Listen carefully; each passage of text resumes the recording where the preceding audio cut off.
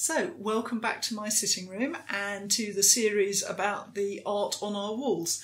So we kind of thought this was going to be fairly freeform, but actually it's starting to fall into categories the way that I'm looking at these artworks now. So this time I thought I would talk about family, and I'm very lucky in that I come from quite a creative family and I have married into a family of artists. So in this film I want to talk about their work. So, like any proud mum, I'm going to start with my son. My son is now an animator, but he's also worked as an illustrator. His name is James Boswell, but you might know him on Instagram as Jimmy Makepeace. So these two pictures here, this is an illustration that he did for the Folio Society. For those of you who don't know it, the Folio Society publishes novels and books, and they're very beautifully bound, and they're always very interesting illustrations inside them. So he was illustrating J.G. Ballard's The Drowned World, which is a kind of futuristic dystopian novel. And I love this picture. This is the original. And the little version is how it was published in the book. So this is from the book. And this guy here, who looks like a spaceman floating in space, he's actually a diver and he's in water, but he's in the planetarium in London because London is flooded in the book.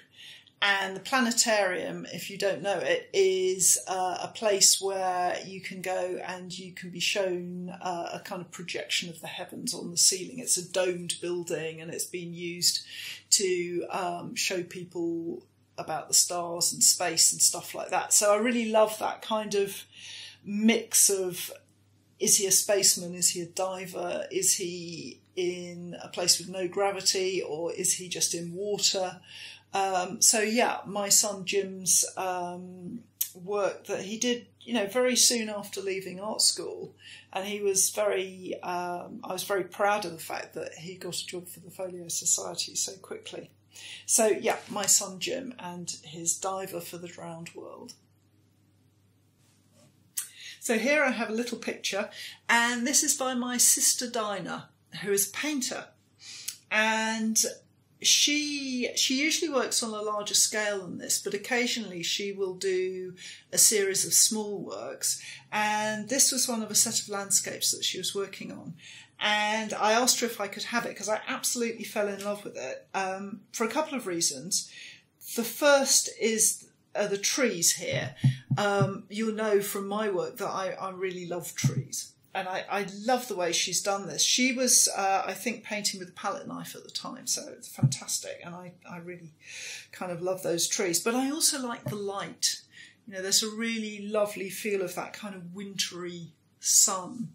And it's something that I quite often try to catch in prints. And I think Dinah's really caught it there. So I really love that. And Ben has framed it, as you can see, in a box frame, and there's something quite sort of precious and iconic about that, which I really like the framing and the way that it works within that. So yeah, lovely picture from my sister. So here I have a lithograph. This is by Ben's grandfather, artist James Boswell. And Jim was, he was a painter and an illustrator, but he also made a lot of prints, mostly lithographs. You'll also know him through my lino cut tools because they're his tools that I use to make my lino cuts that I inherited via Ben's mum, Sal. So this lithograph is called Au revoir Kentish Town, and Jim was very left-wing and he did a lot of work about social injustice and poverty, particularly kind of post-war poverty. And here, this are people sort of moving out of their rented accommodation. It's quite grim and gritty. And he did various prints of people running away at night, doing a flit without paying their rent. And I really love this print. I love its kind of honesty And actually, if you go to Kentish Town now, of course it's a very expensive place to live, and it's really quite posh, but it kind of still looks like this. It still has this feel. So yeah, I love this picture by Jim, and I like the way that he's handling the grey tones and the light. And the light like this kind of way it's hitting the buildings and things, I find very interesting. And I often go to Jim for ideas about light and texture in my work. So yeah, one from Ben's grandfather. So this one's Tiddler, or rather two tiny little pictures, and these are illustrations done by Ben's mother, Sal Shule.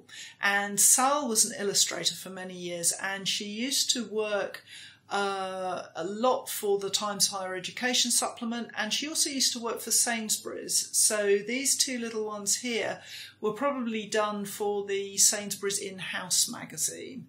And when I was first going out with Ben, she was doing illustration, and I used to watch her working quite a lot. And Sal had a very interesting method in that she used to work onto tracing paper rather than paper, and using rotoring pens. I think you can still get rotoring pens today, but they've kind of been superseded by other things now.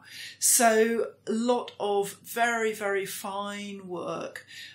She hasn't, in this instance, she's not working in dots, but she quite often used to work just by making tiny dots on the paper. So meticulous work, and on a very small scale. So I was always sort of full of admiration for Sal, because I was an art student at the time, and she was actually getting paid to do work, so that always seemed very glamorous. And I used to love hopping in her car. She used to drive a red Beetle, and we used to get in the Beetle and drive down to London and park and go and deliver these drawings to the Times or something like that. So really glamorous, and everything that you want from a future mother-in-law. So I'm going to wrap this film up by showing you a picture by my mum. And this is a cross-stitch tapestry that my mum made as a wedding present for Ben and I back in 1987 when we got married. And I think it's a Kay Fassett design, but I think she changed it slightly as she was working on it. So my mum was always very modest about making art. She did paint and she did draw, and she was always kind of incredibly self-effacing about it, and she would never have given us one of her pictures, but she did take this design and make it her own. You can see at the top it says Laura and Ben there. And when she gave it to us, she looked Ben in the eye and said, "This is the kind of house that I expect you to provide for my daughter." So yeah, I'm still waiting for the chateau.